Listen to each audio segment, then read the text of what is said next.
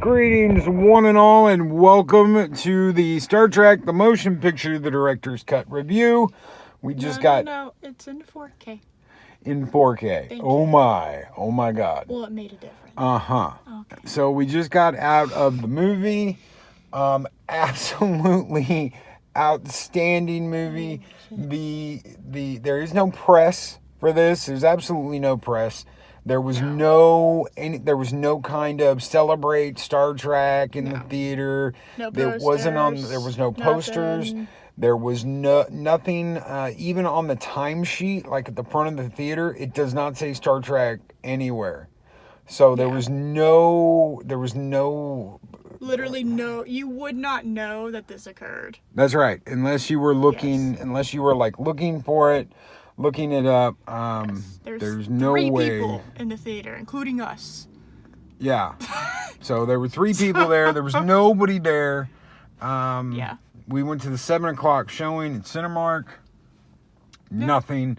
Nobody here. No way to even tell that the movie was up. But the movie was absolutely fantastic. Oh, yeah, definitely.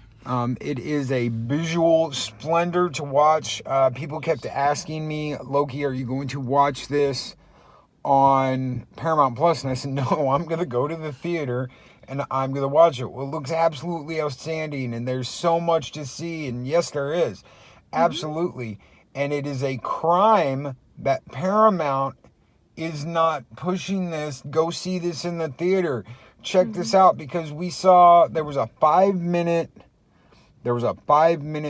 kind of like how they did it, little mini movie before the movie, and they did more to celebrate what this was than it feels like Paramount's doing.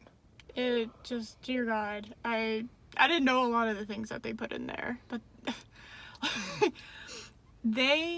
the people that were restoring this movie they put so much work into this because they gave so many shits.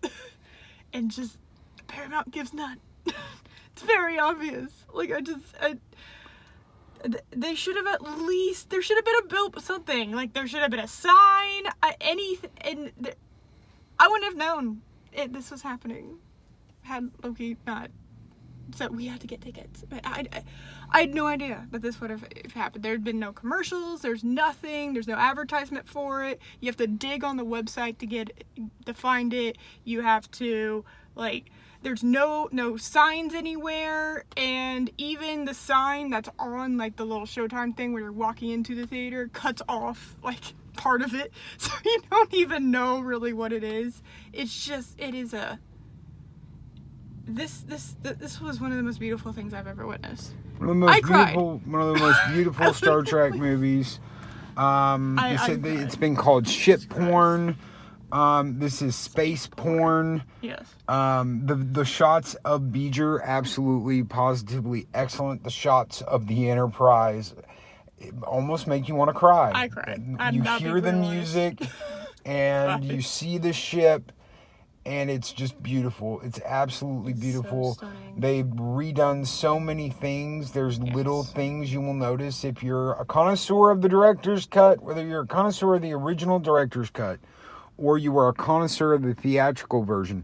So many little things have been changed. Sounds, details, everything's more detailed. And it's not just beautiful. It's been beautifully, carefully remade and remastered. The special effects have all been remade. Everything about this movie has been beautifully remade or remastered by people that actually care about it. And when you think about that, why can't New Trek get that? Answer me that. Why can't New Trek get this loving care that this movie got? I'm going to see. We just found out that Wrath of Khan Director's Cut is coming, 4K remaster, all the goodness. We're gonna go see that. Why can't CBS Paramount care as much for New Trek as the people that made this, that remastered and remade this? Why is that care not out there? I don't know. It is a tragedy though, because as somebody who's rewatched the Star Trek original movies like over and over and over again, like I got that box set, the 1 through 6 box set, and I just popped that thing in there and just over and over, and I would occasionally on my playthroughs skip one because it was kind of like, you know. Of course, the one that I had was the theatrical cut, which there's a lot I know because of that little clip at the beginning here. I didn't know a whole lot. I didn't know that like the film was still wet when it went to the theaters. Like I didn't realize that it wasn't a complete movie because it did feel like an incomplete movie. They barely got it out. They Like, barely got it out to the premiere. They barely got it to theaters. Yeah, it just felt. They said, there were 200,000. What was it? 200,000 feet of film. Either feet or meters. Something like that. A film that they had to Maybe go back feet. over and remake, because this movie was never finished properly. And 3 different types They of film, ran out of too. time. 35 millimeter, 65 millimeter, and then 35 millimeter Vista cut, something like that, if I remember correctly. They did a little trivia before, which was cool. But God, the theater being empty was like, you know, who doesn't like watching a movie in a theater when it's kind of relatively empty? Because it's kind of a fun experience to do that. It's like you have the whole theater to yourself. At the same time, it's like so kind of sad. I wish I could have a whole lot more people. So if here, you had to grade this, what would you give it as far as like 1 out of 10? What would you give this for a 1 out of 10? Like, do you want on like a story scale or I think it's No, one of the weaker. all around. Okay, well, it's definitely one of the weaker plot movies as far as the Star Trek movies go. I don't even know what I would rate it as far as like an objective plot, like consistency. Okay, no. Just all wrap everything up in a big bow. We don't need like play by play. Just. You want me to summarize it? No, I want you to give me a 1 out of 10 rating for the entire movie. All right, on an enjoyment scale, I'll give it an 8. On a spectacle scale, I'll give it 1,000 out of 10.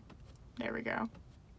I compromised. Okay. All right, so I'm going to give this movie a 8.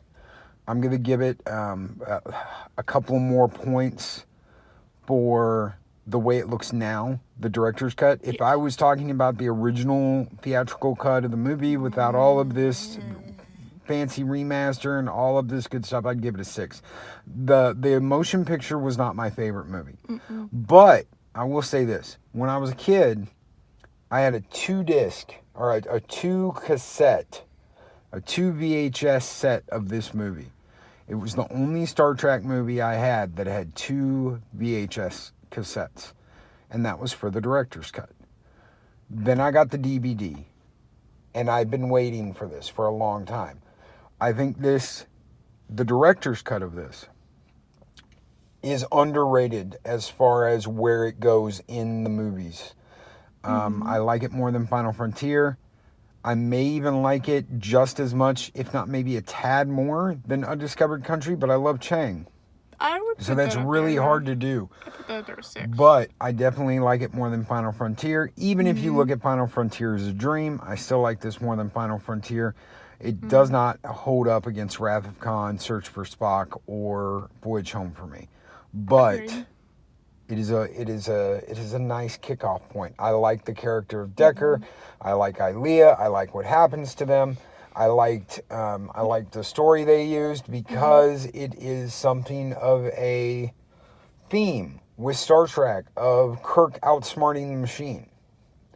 I always liked that with the other episodes of the original series where Kirk would outsmart the machines. Landru, whatever it was. I always liked that. So I'm going to give this an 8. I think it's really fun. It's one of those once in a lifetime. You go back to the theater and you see it again. I never got to see this in the theater, so this is a first for me. But I loved going to see it in the theater. So, guys, we're out of here. Take care. Be excellent to each other. Always speak friend enter. And we'll do this again when we go see Wrath of Khan. Take care, everybody. Bye.